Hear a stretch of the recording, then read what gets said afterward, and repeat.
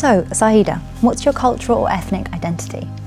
I was born in England, but I grew up in Nigeria. So I identify as being British and Nigerian from my dad's side and Australian from my mum's side. So that's how I identify. Great. And what's your experiences with race and culture? What have they been? I guess growing up in Nigeria, everyone looked like me. So there really wasn't much of an experience there. I guess there's something around colorism, which is a separate issue altogether. And when I say colorism, I mean like the lighter you are, the closer you are to white, and therefore is more preferred. And I'm dark skinned. Similar in Asian culture. Yeah, so I'm dark skinned, and then I guess that had its own issues in Nigeria, but never with race because almost everyone in my school was black. How's it been at Nestlé? Been at Nestlé for about 9 years now. So I think it was 2013 when I joined. I was definitely the only black person in finance.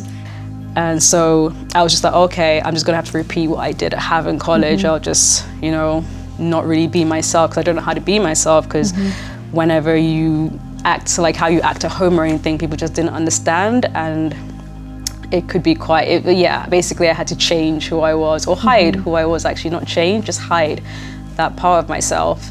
And when something like the ERN came up, I was like, that part of me that wanted to just shy away and hide was at the forefront. I had these experiences and I didn't want anybody else to go through them. So I didn't really think about me in that instance. I thought, right, okay, if I take myself out of it, what would I like to see in Nestlé? And how do you feel being part of the ERN, being in that community, having the network around you, having different individuals who almost are so passionate about the same things as you? How does that make you feel? It feels great, to be honest with you, because you find out that you're not the only person who kind of thinks the way that you do when it comes to race and how, I guess, we see the world. But only when you get involved and you start to actually delve deeper into these topics and people ask you these questions and you think about them more and more and more, and you actually dive deeper into who you are as a person as well. Yes, definitely. That's so true. That self-awareness piece, I think being part of the ERN, and because it was during lockdown, I feel like we didn't have a choice but to like reflect and look inwards, but still be part of the ERN, because it literally just that you have to ask yourself these questions in order to answer them. Like for other people. Yeah, to other people. Exactly. Like I want to make sure that what I'm saying is true. Like, how do I even feel about this? I think only since being within the ERN, I've really started to dig deeper and understand more about myself and actually think about my experiences, because when you're a child, you don't often think about these things on a day-to-day basis.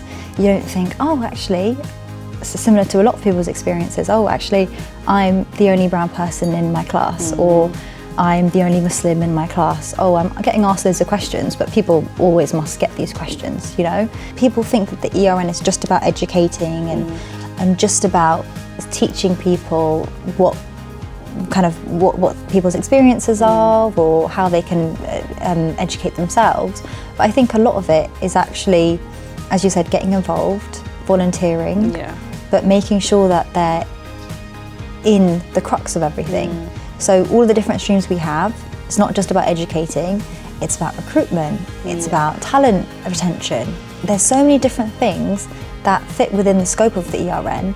I think we've been on a big journey, I think a lot of the events that we've done, so helping to educate individuals, helping to provide knowledge to different teams and colleagues, and just seeing those amount of people from Nestlé tune in to what we've organised, to what we've done as a team, has been incredible.